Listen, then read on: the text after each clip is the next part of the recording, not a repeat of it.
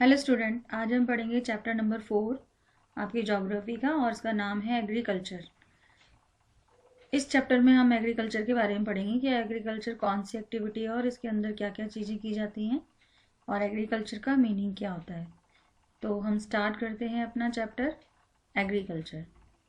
तो इसमें एक कहानी दे रखी है कि ये 3 बच्चे हैं, गुरप्रीत, माधव एंड टीना। ये लोग वॉकिंग कर रहे थे विलेज में या विलेज में से गुजर रहे थे और जहाँ पर उन्होंने देखा कि एक जो किसान है टिलिंग लैंड, खेत को जोत रहा था। And the farmer told them he was growing wheat and had just added manure. और जो वो किसान था उसने बच्चों से कहा कि वो अब उसमें वीट गेहूं की फसल बोएगा, गेहूं बोएगा और उसमें अभी वो जस्ट मैन्योर मतलब खाद डाल रहा है सॉइल के अंदर, जिससे कि जो मिट्टी है वो ज़्यादा फर्टाइल हो जाए। फर्टाइल मतलब होता है उपजाऊ। ही टोल्ड द चिल्ड्रन, उसने बच्चों से कहा that the wheat would fetch a good price. ये जो वीट है इससे उसको अच्छे दाम मिलेंगे इन द मंडी, मंडी के अंदर, from where it would be taken to factory, और जहाँ से उसको फैक्ट्री में ले जाया जाएगा जिससे कि उससे ब्रेड बनाई जाए या बिस्किट्स बनाए जाए उसके आटे से। तो पहले वीट को पीसा जाएगा, ग्राइंड किया जाएगा, उससे आटा बनाया जाएगा। फ्लोर मीन्स होता है आटा, और आटे के बाद उससे बिस्किट और ब्रेड बनेगी फैक्ट्रीज के अंदर। तो ये किसान बच्चों को बता रहा है। This transformation of a plant to a finish product. तो ये जो ट्रांसफॉर्मेशन है, ट्रांसफॉर्मेशन मतलब होता है चेंज होना, किसी भी चीज़ का रूप बदल जाना। तो एक प्लांट यानी वीट क्या है, एक प्लांट है। तो प्लांट से इसको इसका जो रूप है प्लांट से वो चेंज होकर किसी और चीज़ में बदल जाएगा। तो जैसे मान लीजिए प्लांट वीट है, वीट का ट्रांसफॉर्मेशन हुआ और इससे बना ब्रेड एंड बिस्किट। तो ब्रेड एंड बिस्किट क्या है, फिनिश प्रोडक्ट है, जैसे कि लोग खाते हैं उसके बाद अब इसमें से कुछ भी नहीं बनेगा, उसे हम फिनिश प्रोडक्ट कहते हैं। और involve 3 type of economic activities, और इस ट्रांसफॉर्मेशन के अंदर 3 टाइप की एक्टिविटीज़ इंक्लूड होती हैं। और 3 टाइप की इकोनॉमिक एक्टिविटीज़ इंक्लूड होती है, मतलब ये बताया जा रहा है कि किस प्रकार से जो इकोनॉमिक एक्टिविटीज़ हैं वो कितने टाइप्स की होती हैं और क्या क्या चीज़ें इंक्लूड होता है इसके अंदर। तो ये जो इकोनॉमिक एक्टिविटीज़ हैं वो 3 टाइप की होती हैं। कौन कौन सी हो गई, primary, secondary and tertiary activities. तो प्राइमरी एक्टिविटीज़ में क्या आ गया कि वो गेहूँ उगा रहा है, तो गेहूँ उगा रहा जो प्रोडक्शन हो गया वो क्या कहला रहा है, प्राइमरी एक्टिविटी, क्योंकि डायरेक्ट नेचर से ले रहा है। सेकेंडरी एक्टिविटी के अंदर क्या होता है कि जो गेहूँ है वो फैक्ट्री के अंदर जाएंगे और उसके बाद उनका ट्रांसफॉर्मेशन होगा किसी अनदर गुड में, अनदर फिनिश गुड के अंदर। तो वो सेकेंडरी एक्टिविटी के अंदर इंक्लूड हो गया। और खेत से या फार्म से ये गेहूं जाएंगे फैक्ट्री तक, तो किसके थ्रू जाएंगे, ट्रांसपोर्ट के थ्रू। तो जो ट्रांसपोर्ट हो गया वो क्या हो गया, टर्शरी एक्टिविटी हो गया। Primary activity include all those connected with extraction and production of natural resources। तो प्राइमरी एक्टिविटीज़ के अंदर वो सारी चीज़ें इंक्लूड होती हैं जिसके अंदर कोई भी चीज़ को निकाला जाता है या प्रोडक्शन किया जाता है नेचुरल रिसोर्सेज का, उनको हम बोलते हैं प्राइमरी एक्टिविटीज़। फॉर एग्जांपल जैसे कि एग्रीकल्चर है, फिशिंग, गैदरिंग एंड, ये एक बहुत अच्छे एग्जांपल हैं प्राइमरी एक्टिविटी की। देन सेकंड आता है आपका सेकेंडरी एक्टिविटी। तो ये डेफिनेशन है प्राइमरी एक्टिविटी की और ये एग्जांपल हो गए। Then secondary activities are concern with the processing of these resources, और इसके अंदर तो ये प्रोसेसिंग से रिलेटेड है। ये जो रिसोर्सेज जो भी प्राइमरी एक्टिविटी से निकाले जाते हैं उन्हें प्रोसेस किया जाता है, वो सेकेंडरी एक्टिविटी कहलाती है। फॉर एग्जाम्पल जैसे कि स्टील को बनाना, मैन्युफैक्चरिंग मतलब होता है बनाना, तो manufacturing of steel, baking of bread, bread को बेक करना, या क्लोथ बनाना, ये सारे एग्जाम्पल हैं सेकेंडरी एक्टिविटीज़ के।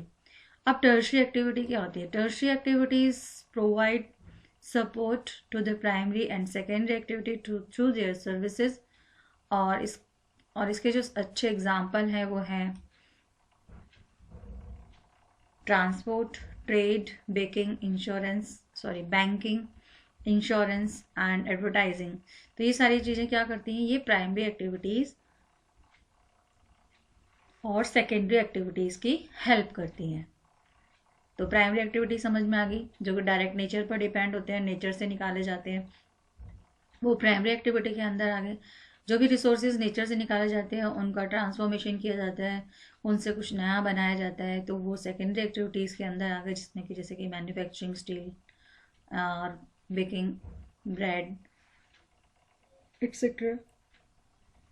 देन टर्शरी एक्टिविटीज़ के अंदर ये सपोर्ट प्रोवाइड करते हैं प्राइमरी और सेकेंडरी एक्टिविटीज़ को, जैसे कि ट्रांसपोर्ट, ट्रेड, बैंकिंग एक्सेट्रा। तो सबसे पहले हम पढ़ेंगे एग्रीकल्चर के बारे में। तो एग्रीकल्चर कौन सी एक्टिविटी में इंक्लूड होगा, प्राइमरी एक्टिविटी में। तो agriculture is a primary activity, it include growing crops.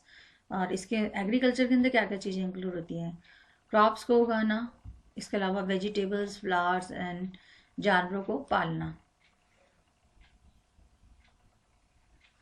Rearing मतलब होता है पालना, और लाइव स्टॉक मतलब होता है जो हमारे पालतू जानवर होते हैं, मवेशी होते हैं, उनको बोला जाता है। इन द वर्ल्ड के अंदर 50% जो लोग हैं वो एग्रीकल्चरल एक्टिविटीज़ के अंदर बिजी हैं, या हम कह सकते हैं कि वो एग्रीकल्चर एक्टिविटी करते हैं। 2/3 ऑफ द इंडियाज़ पॉपुलेशन, और इंडिया की 2/3 पॉपुलेशन जो कि स्टिल डिपेंड है एग्रीकल्चर पर आज भी।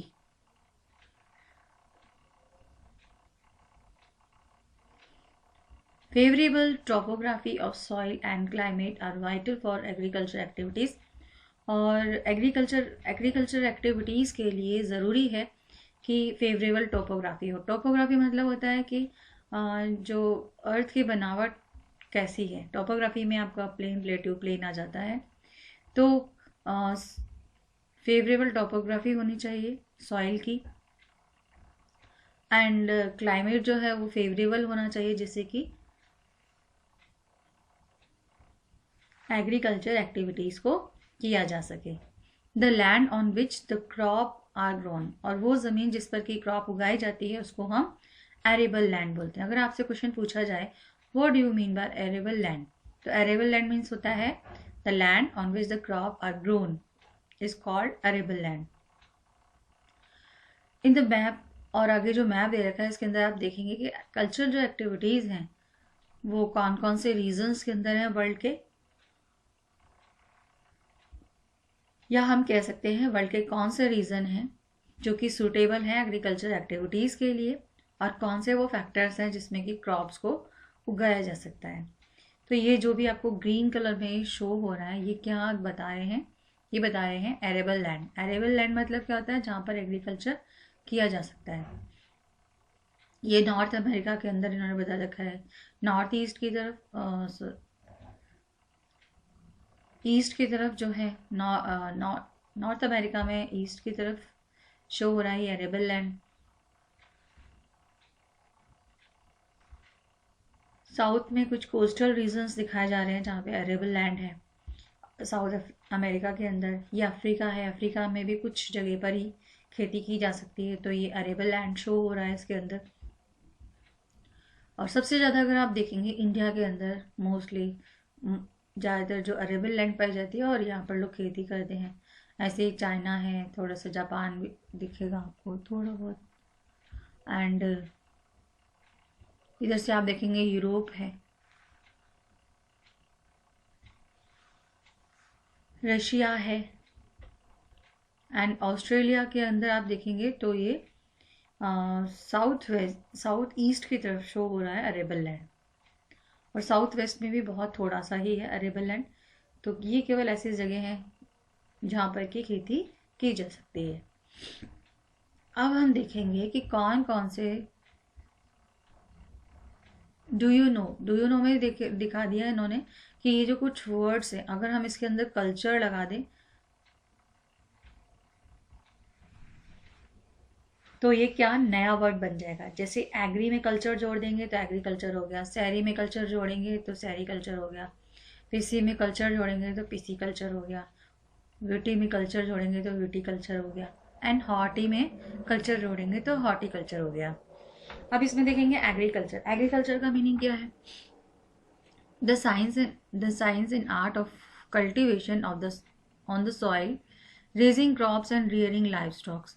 तो ये एग्रीकल्चर मतलब होता है, ये एक साइंस है, एक विज्ञान है और एक कला है कल्टीवेशन की, यानी कि लैंड को जोतने की कला है। ऑन सॉइल मतलब लैंड में खेती करने की कला है, जो जो लैंड है, या हम कह सकते हैं मिट्टी के अंदर कैसे खेती की जाती है, उसकी एक कला और साइंस है। ठीक है, साइंस और आर्ट है। एंड रेजिंग क्रॉप्स, क्रॉप्स को उगाना और जानवरों को पालना, ये सारी चीज़ें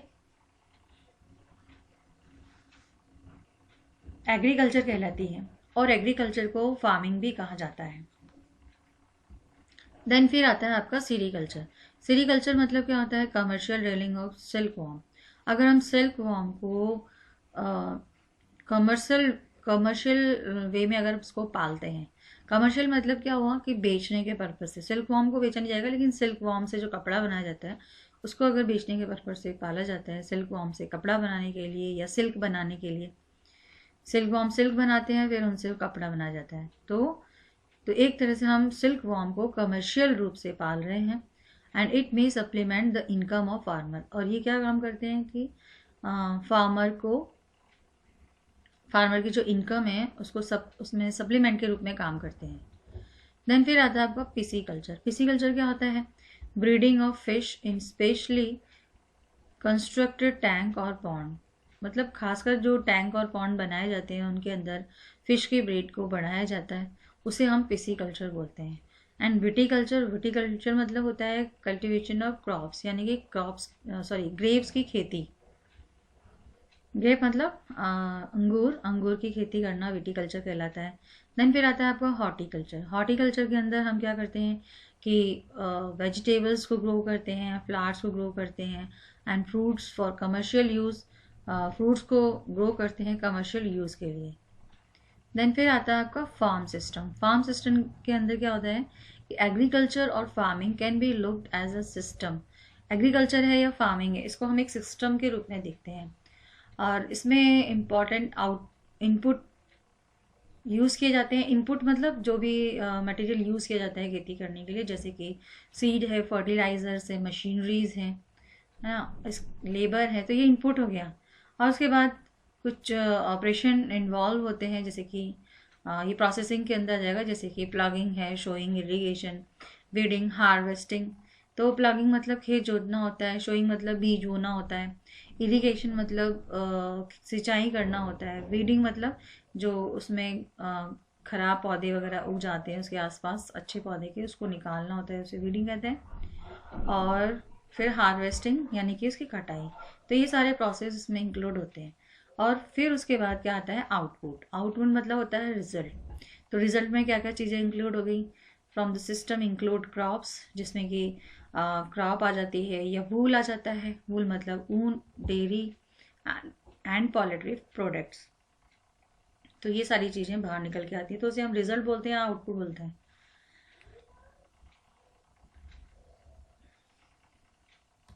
तो आप देखेंगे इनपुट शो कर रहा है, इनपुट में क्या क्या चीज़ें, मशीनरीज, और इसके अलावा ये सीड डाल रहे हैं, केमिकल्स डाल रहे हैं, प्लग को जोत रहे हैं। ठीक है, तो जोतना क्या हो गया?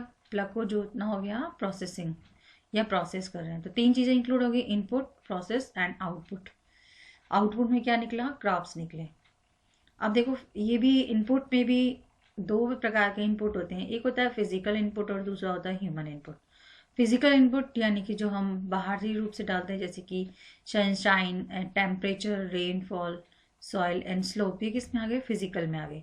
अब ह्यूमन इनपुट में क्या क्या है? जो ह्यूमन क्या क्या काम करता है, जैसे कि स्टोर करना, या लेबर मतलब मेहनत करना, एंड मशीनरीज एंड केमिकल्स। तो ये सब किस में आ गए? ह्यूमन इनपुट, जो ह्यूमन ने इसमें लगाए हैं। और जो नेचर लगाता है उसको हम फिजिकल इनपुट कहते हैं, जो ह्यूमन लगाता है उसको हम ह्यूमन इनपुट कहते हैं। तो ये दो टाइप के हो गए इनपुट्स। नेक्स्ट फिर आता है आपका types of farming. Types of farming, इस टॉपिक को मैं आपको अगले वीडियो के अंदर समझाऊंगी। तब तक जो मैंने आपको समझाया उसे आपको पढ़ना है, याद करना है। कोई चीज़ नहीं समझ में आए तो आपको पूछना है। Okay bye, have a nice day.